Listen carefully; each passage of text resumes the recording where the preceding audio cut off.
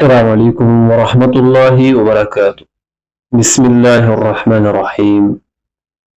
کتاب کا نام رزق میں برکت کے اسباب، تالیف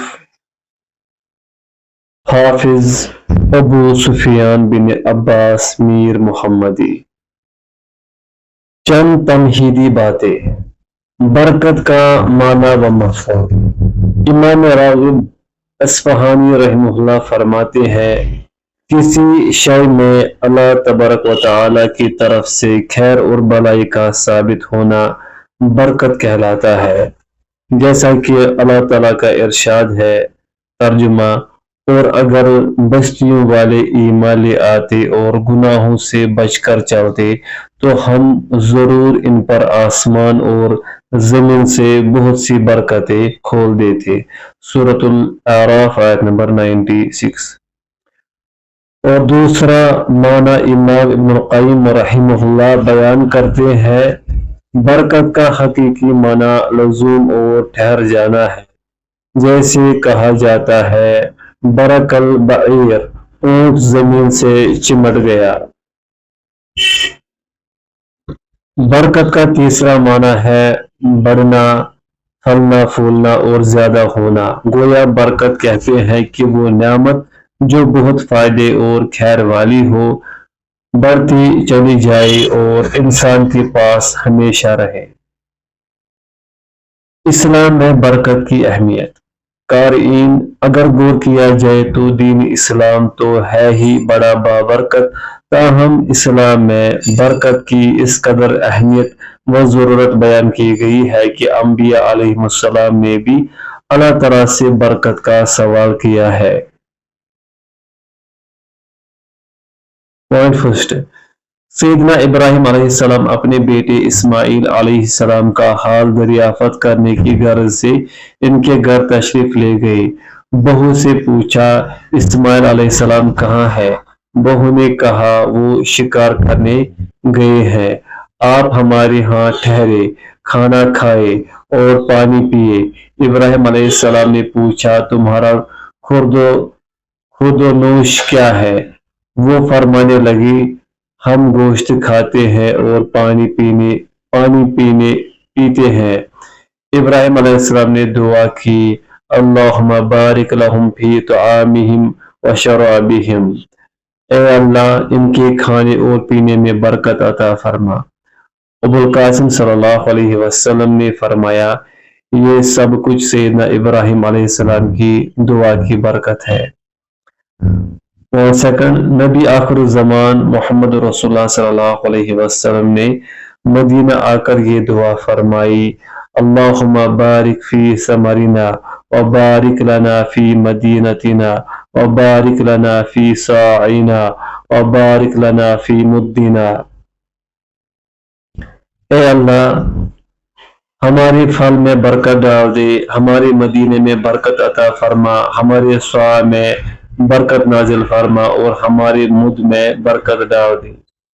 اسی طرح اسلام نے ہمیں اہم اور خاص مواقع پر برکت مانگنے کی ترغیب دلائی ہے۔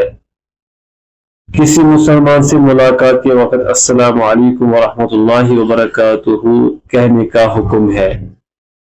شادی کے موقع پر دولہا کو برکت کی دعا، بارک اللہ لک و بارک علیک و جمع بینکما فی خیر، اللہ تعالیٰ تیرے لیے برکت کرے اور تجھ پر برکت کرے اور تم دونوں کو خیر و بلائی پر اکٹھا کرے۔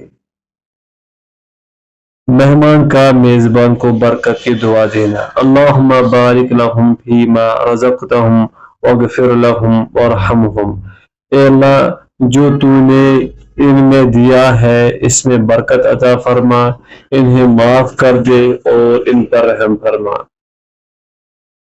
الغرض انبیاء کا برکت کی دعا کرنا اور امت محمدیہ کو اس کے حصول کی ترغیب دلانا اور پھر بابرکت اشیاء کو حاصل کرنے پر ابھارنا برکت کی اہمیت کے لیے کافی ہے۔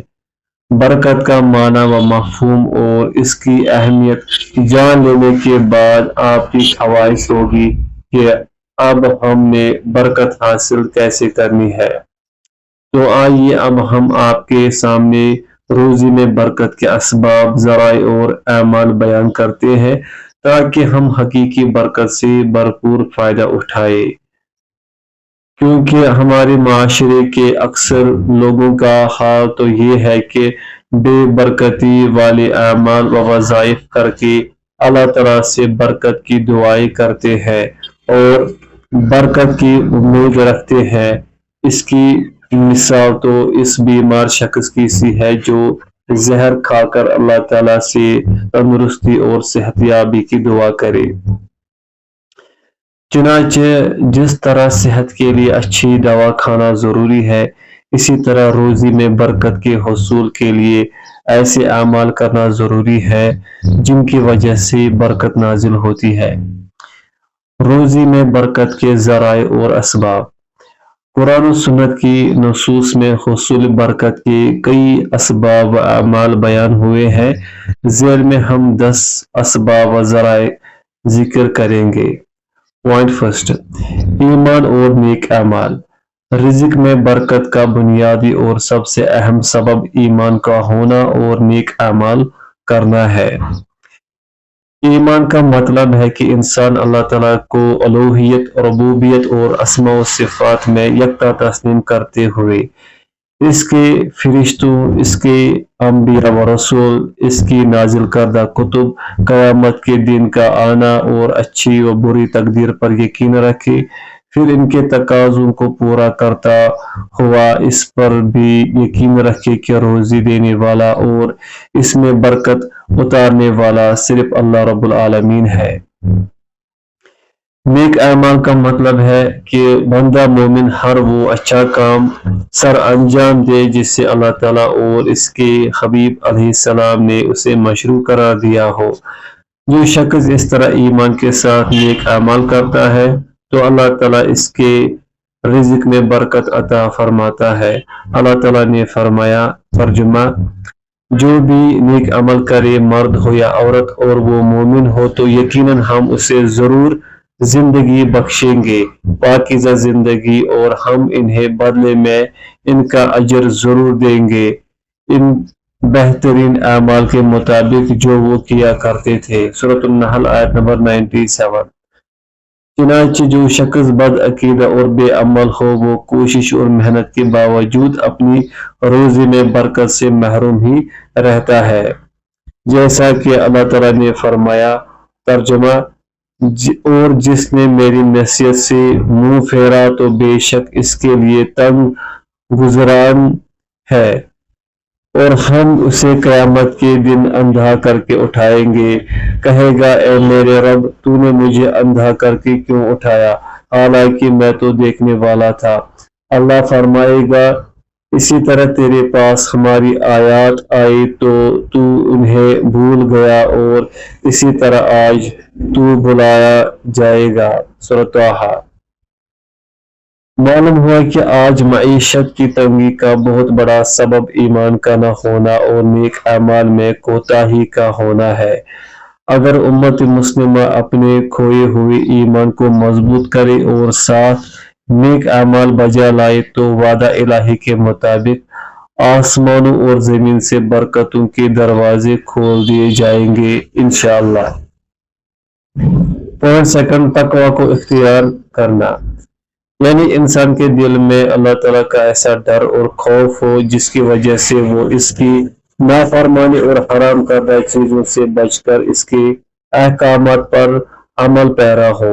اگر ایسی کیفیت اور حالت پیدا ہوگی تو آسمان اور زمین سے برکات کے دروازے کھول دیے جائیں گے۔ قرآن کریم میں فرمان الہی ہے، ترجمہ: اور اگر بستیوں والے ایمان لے آتے اور گناہوں سے بچ کر چلتے تو ہم ضرور ان پر آسمان اور زمین سے بہت سی برکتیں کھول دیتے، اور لیکن انہوں نے جھٹلایا تو ہم نے انہیں اس کی وجہ سے پکڑ لیا جو وہ کمایا کرتے تھے۔ سورۃ الاعراف۔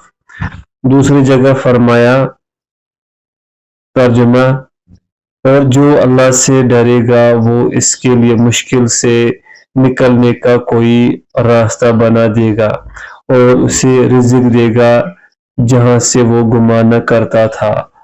سورہ الطلاق۔ اے میرے مسلمان بھائی، تقوی کا تقاضا ہے کہ مسلمان حلال کمائے، خود حلال کھائے اور اپنے ماتحت اور زیر کفالت لوگوں کو بھی حلال کھلائے، نیز حرام کے تمام ذرائع کو ترک کر دے، تب اس کی روزی میں برکت آئے گی۔ چنانچہ تقوی کے ذریعے ہم نے حرام کو تو چھوڑنا ہی ہے، لیکن اس کے ساتھ شبہے والے کام اور معاملات سے بھی گریز کرنا ہے۔ رسول اللہ صلی اللہ علیہ وسلم کا فرمان ہے، جس نے شبہے والے کاموں اور چیزوں کو چھوڑ دیا، اس نے اپنے دین اور اپنی عزت کو محفوظ کر لیا۔ لیکن افسوس کہ ہم اپنے معاشرے میں ایسے لوگ دیکھتے ہیں جو رشوت لیتے ہیں، خیانت کرتے ہیں، چوری اور ڈاکہ زنی کرتے ہیں، قرضہ دے کر سود لیتے ہیں، معاملات کرتے وقت دھوکہ دیتے ہیں، ماپ تول میں کمی پیشی کرتے ہیں، اور اسی طرح سرکاری یا غیر سرکاری ملازمین اپنی ڈیوٹی کے اوقات میں غیر ذمہ داری کا مظاہرہ کرتے ہوئے موبائل پر گیمیں کھیل کر یا نیٹ چلا کر سوشل میڈیا میں مشغول رہتے ہیں وغیرہ۔ کیا ہم ان لوگوں کی کمائی اور روزی میں برکت کی امید رکھ سکتے ہیں؟ اس سوال کا جواب ہم قارئین پر چھوڑتے ہیں۔ پوائنٹ تھرڈ، قرآن مجید سے گہرا تعلق۔ رزق میں برکت کے اسباب میں سے ایک سبب یہ ہے کہ ایک مسلمان کا قرآن مجید سے بہت گہرا تعلق ہونا چاہیے، کیونکہ اللہ تبارک و تعالیٰ کی یہ کتاب بڑی برکت والی ہے، لہذا جو بھی اسے پڑھے گا اسے بے بہا برکتوں سے نوازا جائے گا۔ اللہ تعالیٰ نے فرمایا، اور یہ عظیم کتاب ہے جسے ہم نے نازل کیا ہے، بڑی برکت والی، لہذا اس کی پیروی کرو اور گناہوں سے بچ جاؤ تاکہ تم پر رحم کیا جائے۔ سورۃ الانعام آیت نمبر 155۔ قرآن مجید کے ساتھ جس قدر تعلق مضبوط ہوگا، اس قدر برکات سے نوازا جائے گا۔ اس حوالے سے ہمیں یہ دیکھنا ہوگا کہ ہم قرآن مجید کی تلاوت کس قدر کرتے ہیں، قرآن کریم کو زبانی کتنا یاد کیا ہے، قرآن حکیم کو ہم نے کتنا سمجھا ہے، قرآن عظیم پر ہم نے عمل کتنا کیا ہے۔ یہاں ایک بات ذہن نشین رہے کہ جو لوگ قرآن کریم کو پس پشت ڈال کر کاروبار کرتے ہیں اور بہت مال جمع کر لیتے ہیں اور سمجھتے یہ ہے کہ ہم نے برکت کو حاصل کر لیا ہے، یہ ان کی غلط فہمی ہے، کیونکہ قرآن سے منہ پھیرنے اور اعراض کرنے والوں کو کبھی برکت نصیب نہیں ہوتی، اور نہ ہی کثرت مال کا نام برکت ہے۔ مال تو بدعمل، بدعقیدہ، بدکار اور بے دین لوگوں کے پاس بھی بہت ہے، حقیقت میں ان کے لیے یہ مہلت ہے۔ اس لیے برکت کے حصول کے لیے روزانہ قرآن مجید کی ضرور تلاوت کرنی چاہیے۔ نبی کریم صلی اللہ علیہ وسلم نے سورۃ البقرہ کے بارے میں ارشاد فرمایا، اسے پڑھنا باعث برکت ہے اور اسے چھوڑ دینا حسرت اور نحوست ہے۔ پوائنٹ فورتھ، گناہوں کی معافی مانگنا۔ آدم علیہ السلام کا ہر بیٹا خطا کار ہے، اور اللہ تعالیٰ کو وہ بڑا پیارا لگتا ہے جو گناہ اور غلطی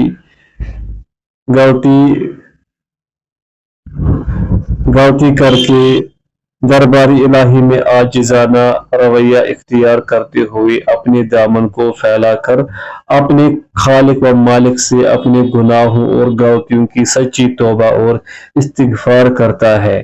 پھر اس کے عوض رب تعالیٰ جہاں اس بندے کے گناہ معاف فرماتا ہے، وہاں اسے برکات سے بھی نوازتا ہے۔ اللہ تعالیٰ نے سیدنا نوح علیہ السلام کی اپنی قوم کو نصیحت کو ذکر کرتے ہوئے فرمایا، ترجمہ، اپنے رب سے معافی مانگ لو، یقیناً وہ ہمیشہ سے بہت معاف کرنے والا ہے، وہ تم پر بہت برستی ہوئی بارش اتارے گا، اور وہ مالوں اور بیٹوں کے ساتھ تمہاری مدد کرے گا، اور تمہیں باغات عطا کرے گا، اور تمہارے لیے نہریں جاری کر دے گا۔ سورہ نحل मालूम हुआ कि तौबे व इस्तिग़फ़ार करने से रब करीम अपने बंदे और बहुत सी बरकत को नाजिल फरमाता है। इनमें एक रिज़्क़ में बरकत भी है। और फिफ्थ, वालिदैन से नेकी करना और सुलह रहमी करना। अल्लाह ताला की इबादत के बाद यकीनन हुस्न सलूक की सबसे ज़्यादा हकदार वालिदैन हैं। उनसे हुस्न सलूक, अच्छा बर्ताव, नरम गुफ्तगू करना हर मुसलमान पर फ़र्ज है। कुरान और सुन्नत में वालिदैन की अज़मत, शान और मुकाम बहुत ज़्यादा बयान हुआ है। चुनांचे जिस कदर मुकाम ऊंचा होता है, इसके हुकूक भी इसी कदर ज़्यादा होते हैं और फिर इनकी खिदमत करने के बेबहा फ़वाइद व समरात हैं। वालिदैन के बाद दीगर रिश्तेदारों से हुस्न सलूक का भी अल्लाह ताला ने हुक्म दिया है।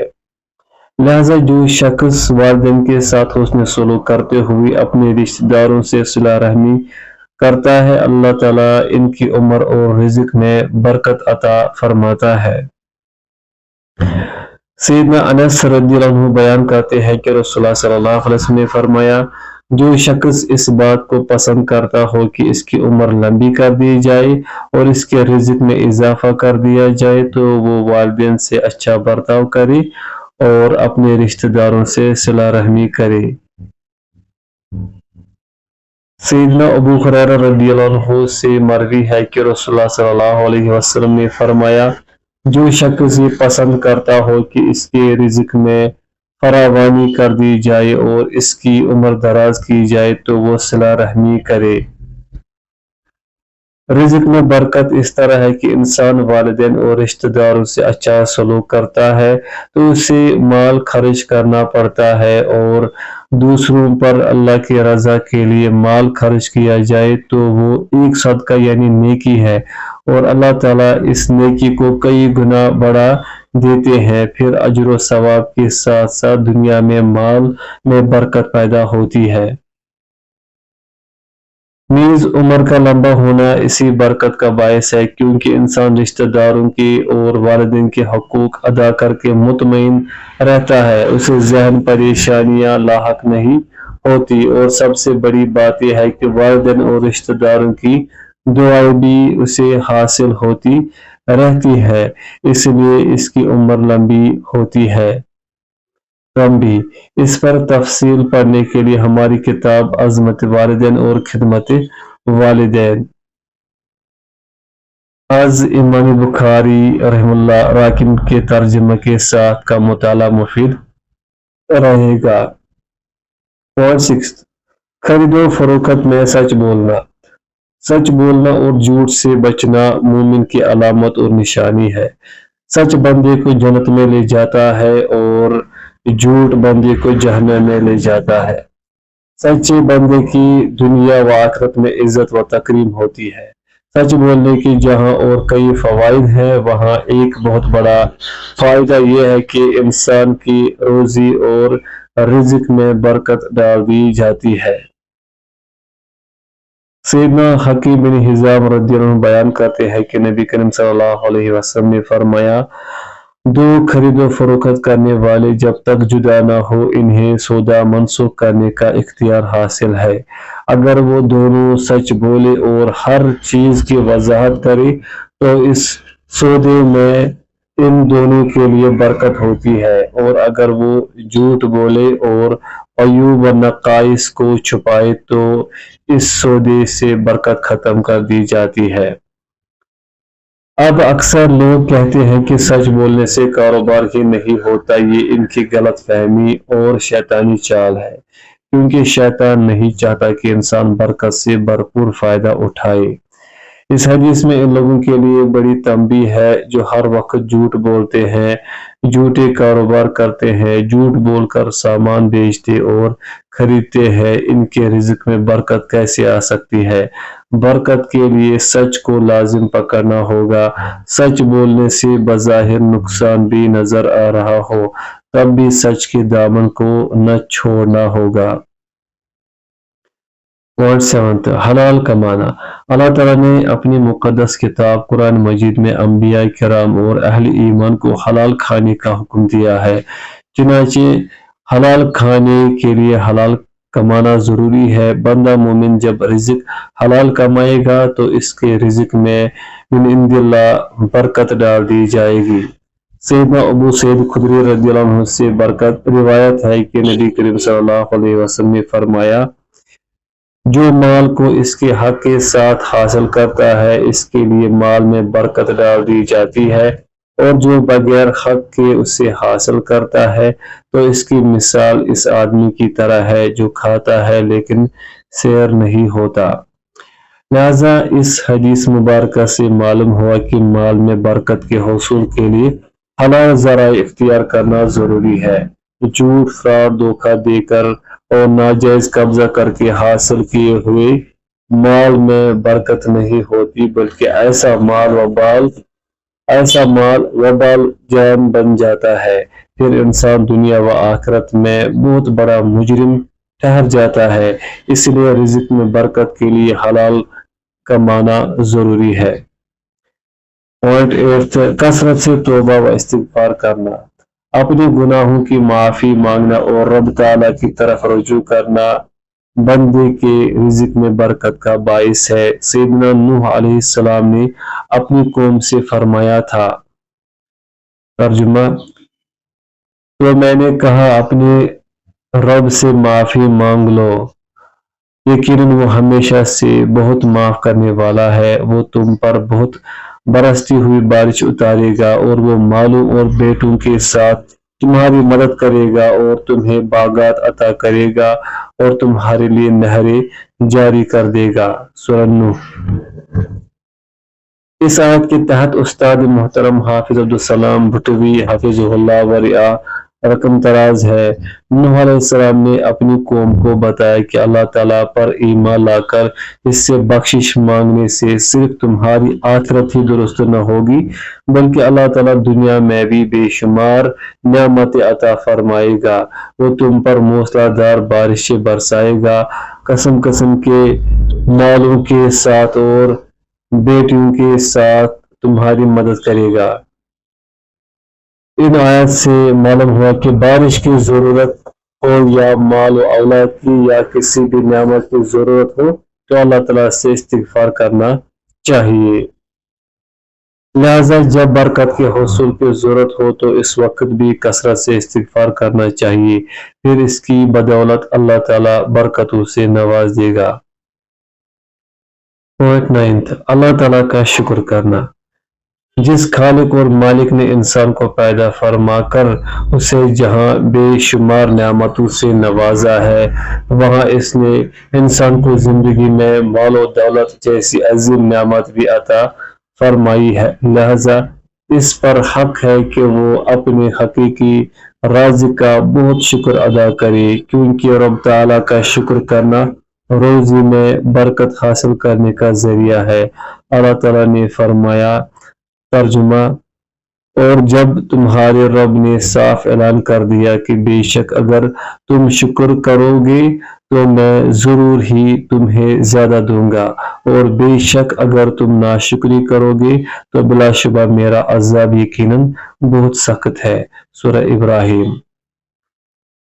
اس آیت کے تحت استاد محترم جناب حافظ عبدالسلام بھٹوی حفظہ اللہ لکھتے ہیں، کیونکہ کسی کے بھی احسان کی قدردانی اور اس کا شکریہ ادا کرنے سے اس کے ساتھ تعلق بڑھتا ہے، پھر اللہ تعالیٰ کا تو کہنا کیا ہی ہے۔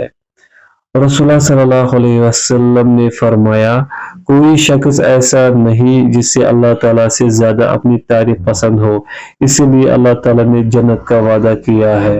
جب اللہ تعالیٰ کو زبانی شکر اتنا پسند ہے تو عملاً شکر اور اطاعت پر اس کی نوازش کس قدر ہوگی۔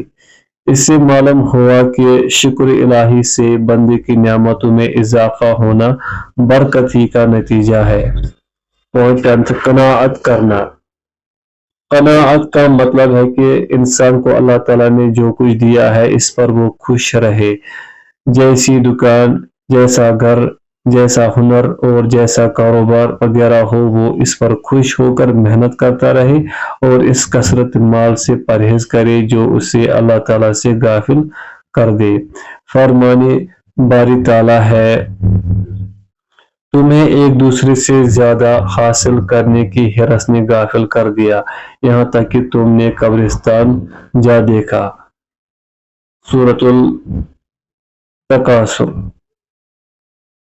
یعنی مال کی محبت موت تک انسان کے ساتھ بڑھتی رہی، یہاں تک کہ انسان اس دوران اپنے خالق و مالک سے غافل رہا۔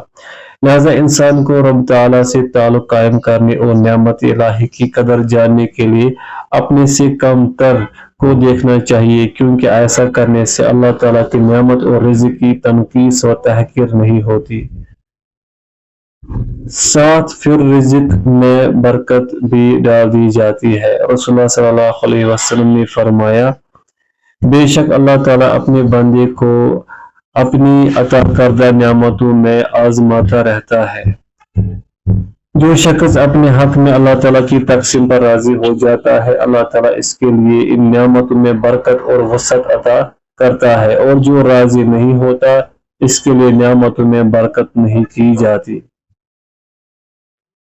قارئین کرام، ہم اس حدیث مبارکہ کو سامنے رکھ کر اپنا اور معاشرے کی اکثریت کا جائزہ لیں تو ہمیں کتنے فیصد لوگ اللہ تعالیٰ کی تقسیم پر خوش نظر آئیں گے؟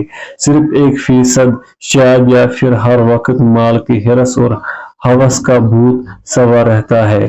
لہذا برکت کا حصول کرنے کے لیے ہر وقت مال کی حرص اور لالچ کو اپنے دل سے نکالنا ہوگا اور اللہ تعالیٰ کی عطا کیے ہوئے رزق پر خوش ہو کر قناعت کا مظاہرہ کرنا ہوگا۔ سیدنا حکیم بن حزام رضی اللہ عنہ رسول اللہ صلی اللہ علیہ وسلم کے پاس 3 مرتبہ مال کا سوال کرنے آئے۔ آپ علیہ السلام نے ہر مرتبہ مال دیا اور تیسری مرتبہ ساتھ نصیحت فرمائی، یہ مال سبز و شیریں ہے، جو اسے اس کے حق کے ساتھ حاصل کرتا ہے اسے برکت عطا ہوتی ہے، اور جو اسے طمع کے ساتھ لیتا ہے اس کو اس میں برکت نہیں دی جاتی، اور ایسا آدمی اس شخص کی طرح ہوتا ہے جو کھاتا تو ہے مگر سیر نہیں ہوتا، نیز اوپر والا ہاتھ نیچے والے ہاتھ سے بہتر ہے۔ امام ابو عبداللہ محمد بن یزید ابن ماجہ رحمہ اللہ اپنی سنن میں قناعت کے حوالے سے ایک واقعہ لے کر آئے ہیں، ہم وہ قضیہ تعلیم کرنا چاہتے ہیں تاکہ ہم اپنا جائزہ لیں۔ سیدنا انس رضی اللہ عنہ بیان کرتے ہیں کہ سلمان فارسی رضی اللہ عنہ بیمار ہو گئے۔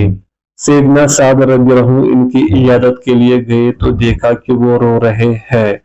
سعد رضی اللہ عنہ نے انہیں فرمایا، بھائی جان آپ کیوں رو رہے ہیں؟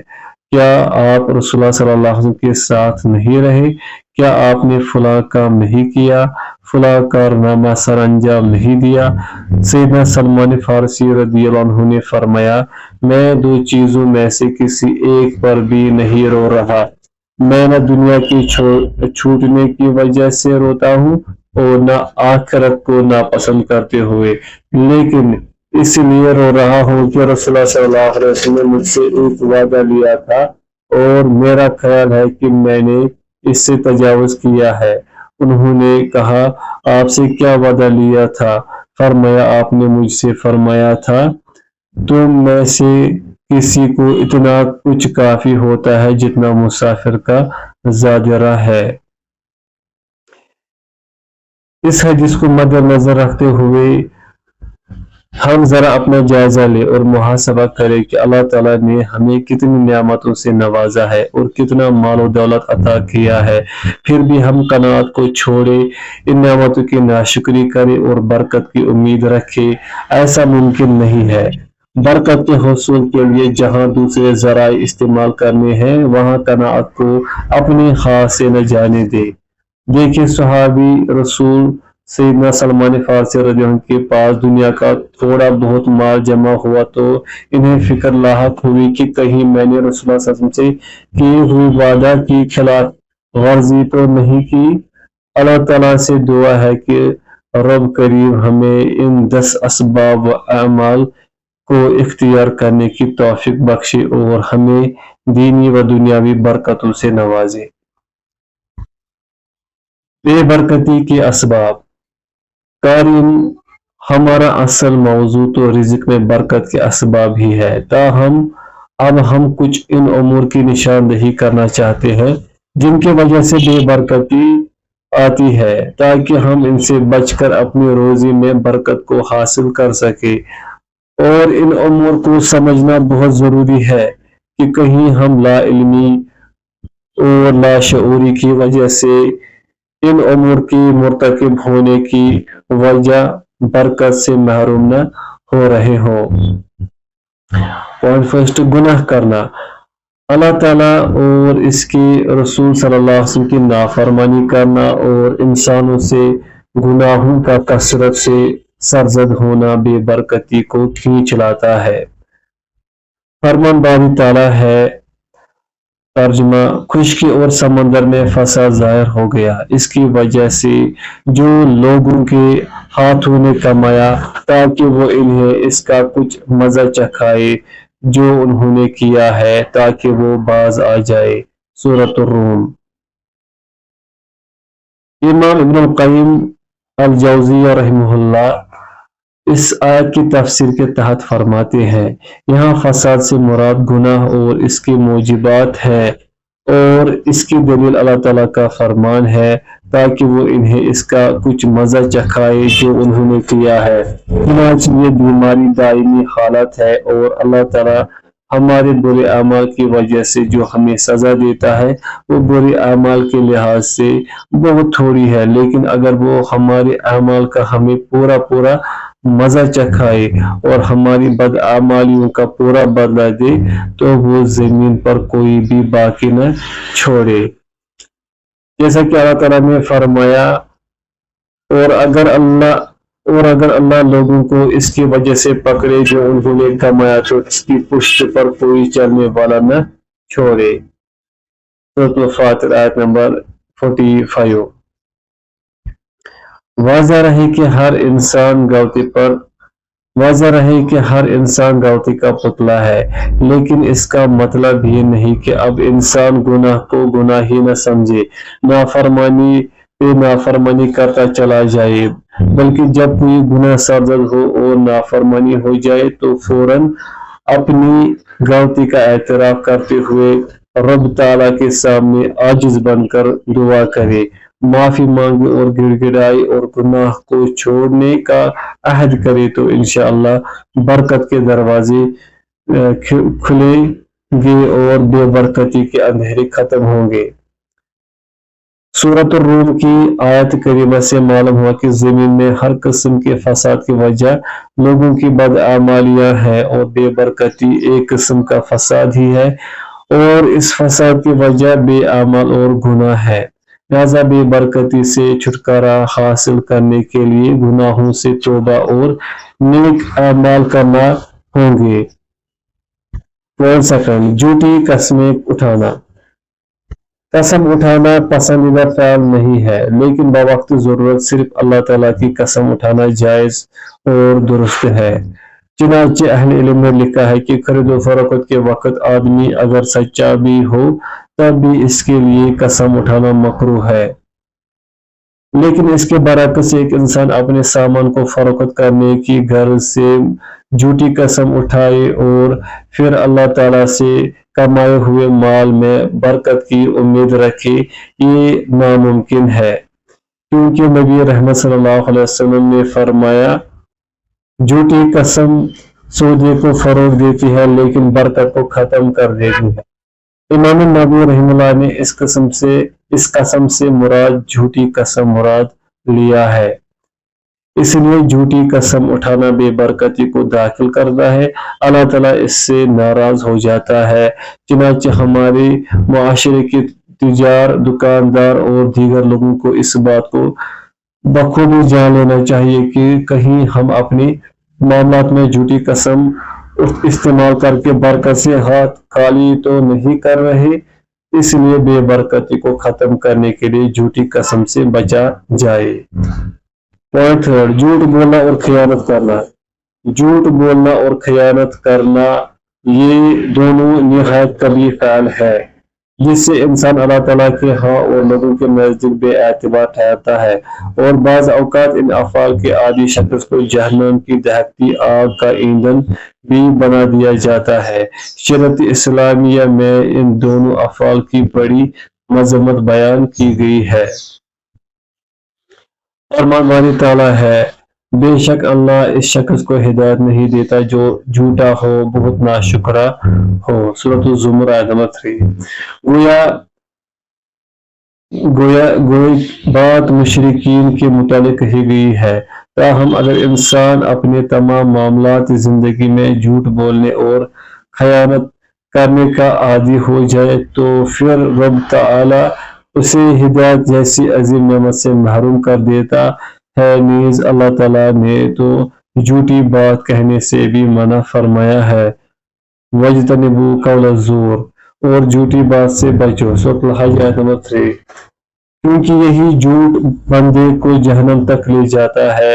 سیدنا عبداللہ بن مسعود رضی اللہ عنہ سے مروی ہے کہ رسول اللہ صلی اللہ علیہ وسلم نے فرمایا، جھوٹ سے بچو، یقیناً جھوٹ گناہ کی طرف لے جاتا ہے اور گناہ جہنم کی طرف رہنمائی کرتا ہے، اور بلا شبہ جو آدمی جھوٹ بولتا ہو اور جھوٹ ہی کے در پہ رہتا ہو تو وہ بالآخر اللہ تعالیٰ کی ہاں کذاب، انتہائی جھوٹا لکھ دیا جاتا ہے۔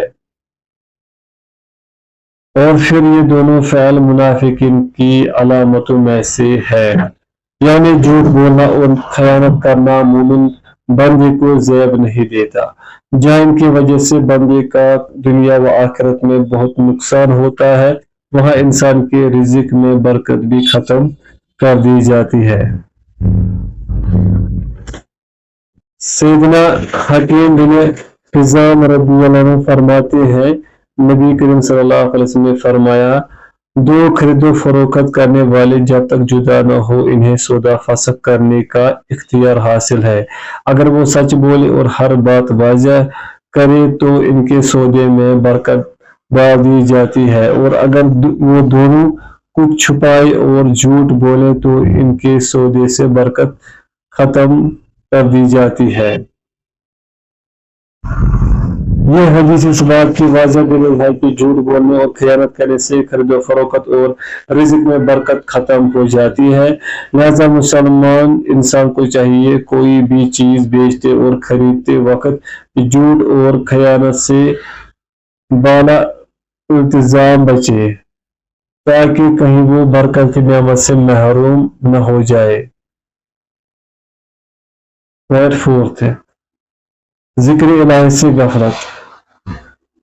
کھانے پینے، جمع اور گھر میں داخل ہوتے وقت اللہ تعالیٰ کا نام نہ لینا بھی بے برکتی کا باعث ہے۔ سیدنا عمر بن ابی سلمہ رضی اللہ عنہ سے روایت ہے، رسول اللہ صلی اللہ علیہ وسلم نے فرمایا، جب آدمی اپنے گھر میں داخل ہوتے وقت اور کھانا کھاتے وقت اللہ کا ذکر کرتا ہے تو شیطان کہتا ہے اپنے ساتھیوں سے، تمہارے لیے اس گھر میں نہ رات گزارنے کی کوئی جگہ ہے اور نہ کھانا ہے۔ اور جب آدمی گھر میں داخل ہوتے وقت اللہ کا ذکر نہیں کرتا تو شیطان کہتا ہے تم نے اس گھر میں رات گزارنے کی جگہ پا لی ہے۔ اور جب وہ آدمی کھانا کھاتے وقت اللہ کا ذکر نہیں کرتا تو شیطان کہتا ہے تم نے رات گزارنے کی جگہ اور کھانا حاصل کر لیا ہے۔ جب شیاطین کا کسی گھر پڑاؤ ہو جائے تو وہاں برکت کیسے آئے گی؟ اس لیے گھر میں داخل ہوتے وقت، کھانے کے وقت اور دیگر اچھے کاموں کے آغاز میں ذکر الہی کا اہتمام ہونا چاہیے۔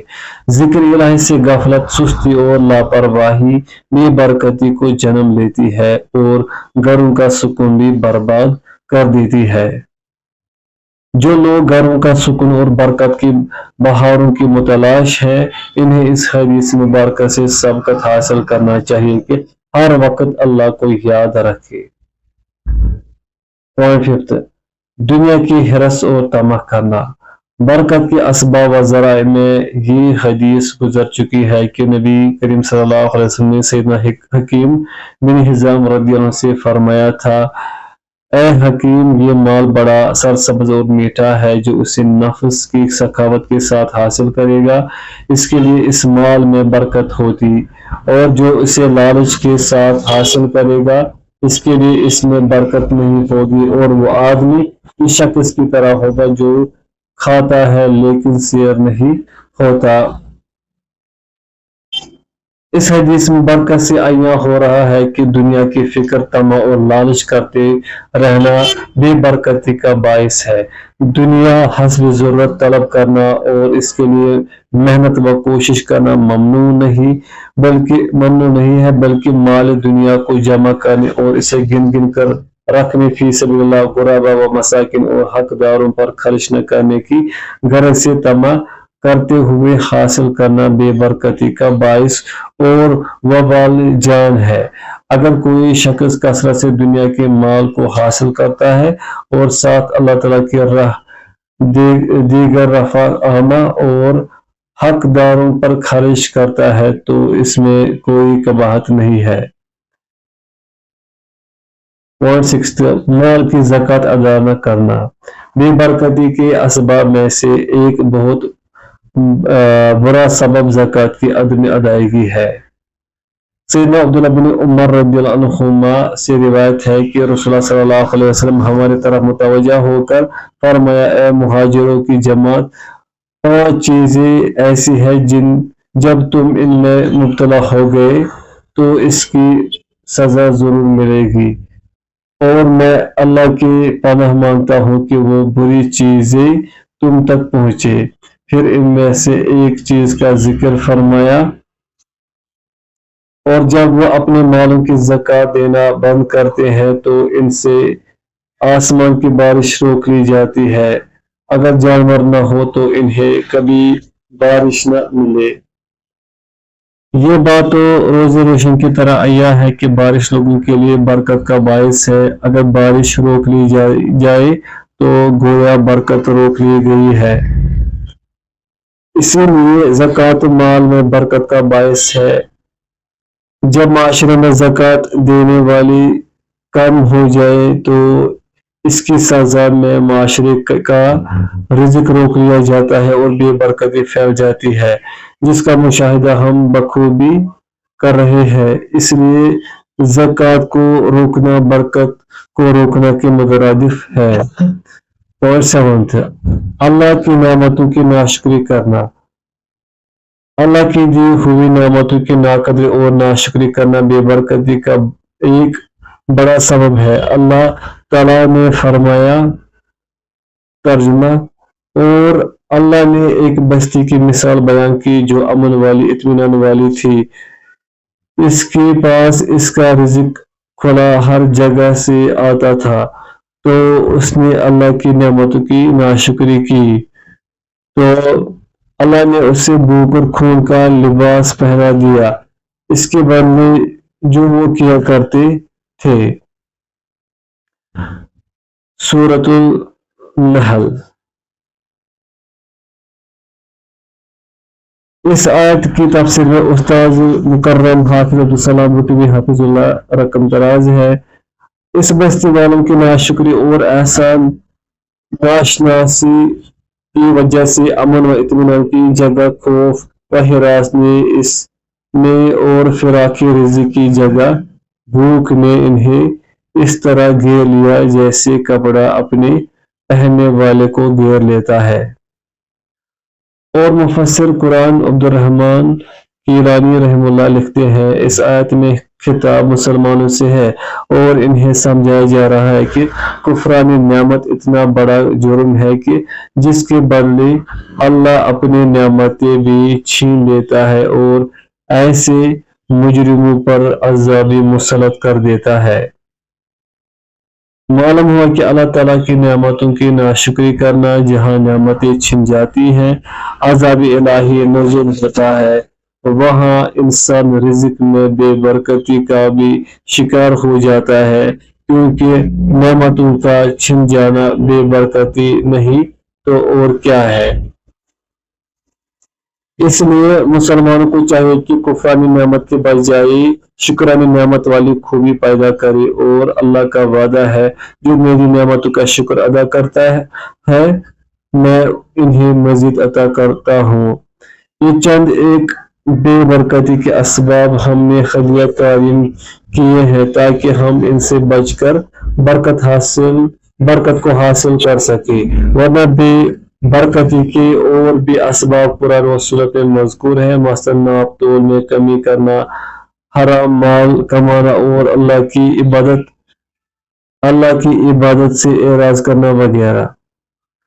دعا ہے اللہ رب العزت ہمیں رزق میں برکت کے اسباب و اعمال کو اختیار کرنے اور بے برکتی والے اسباب و اعمال سے بچنے کی توفیق عطا فرمائے، آمین۔